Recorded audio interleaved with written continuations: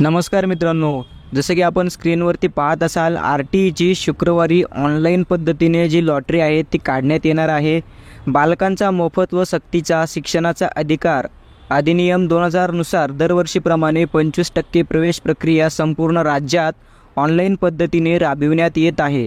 त्यानुसार 2024-25 या शैक्षणिक वर्षासाठी RT 25% प्रवेश प्रक्रियेची ऑनलाईन सोडत म्हणजेच लॉटरी शुक्रवारी म्हणजेच दिनांक 7 तारखेला सकाळी 11 वाजता महाराष्ट्र राज्य शैक्षणिक संशोधन व प्रशिक्षण परिषद विद्या प्राधिकरण पुणे येथे काढण्यात येणार। आपण जे आहे ते RTच्या ऑफिशियल साईटवरती देखील आलेलो आहोत।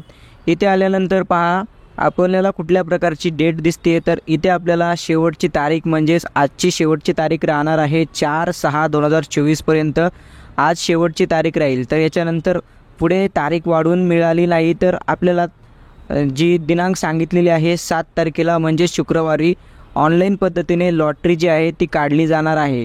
त्यानंतर तुम्ही इथे साईटवरती यायचं आहे व इथे ॲप्लिकेशन वाईज अर्जाची स्थिती ॲप्लिकेशन वाईज डिटेल्स यावरती तुम्हाला क्लिक करून घ्यायचं आहे।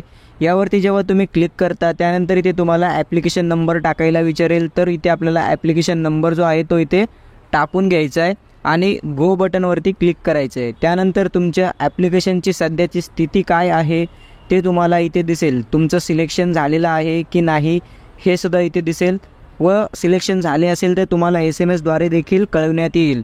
पण फक्त SMSवरती अवलंबून राहू नये असे RTच्या ऑफिशियल साईटवरती देखील पब्लिश केलेलं आहे। तर तुम्हाला इथे येऊन एकदा चेक करून घ्यायचं आहे। त्यानंतर तुम्ही इथे सिलेक्टेड मूळ निवड यादी ही जे दिसत आहे यावरती तुम्ही क्लिक करून घेऊ शकता व समोर इथे तुमचा जो जिल्हा आहे तो जिल्हा सिलेक्ट करून गो बटनवरती क्लिक करायचं आहे। त्यानंतर इथे आपल्याला लिस्ट दिसणार आहे, त्या लिस्टमध्ये आपल्या मुलाचे किंवा मुलीचे नाव दिसतंय का हे आपल्याला इथून चेक करायचं आहे। त्यानंतर आपल्याला बघायला मिळेल वेटिंग लिस्ट यादी। जर आपला नंबर मूळ सिलेक्टेड यादीमध्ये नाही लागला तर वेटिंग लिस्टमध्ये आपला नंबर आहे का हे देखील आपण इथून चेक करू शकतो। तर इथे अकॅडमिक इयर 2024-25 हे राहू द्यायचं आहे। डिस्ट्रिक्ट या ठिकाणी तुम्ही ज्या जिल्ह्यासाठी फॉर्म भरत आहेत, ज्या जिल्ह्यासाठी फॉर्म भरलेला आहे तो जिल्हा सिलेक्ट करून गो बटनवरती क्लिक करायचं आहे। वेटिंग लिस्ट तुमच्यासमोर ओपन होईल। त्यानंतर जर विद्यार्थी दिव्यांग असेल तर त्यांच्यासाठी एक सेपरेट टॅब बनवलेली आहे, यावरती क्लिक करून घ्यायचं आहे आणि इथे तुम्हाला जे काही विद्यार्थ्यांची लिस्ट असेल दिव्यांग विद्यार्थ्यांची ती इथे पब्लिश केली जाईल।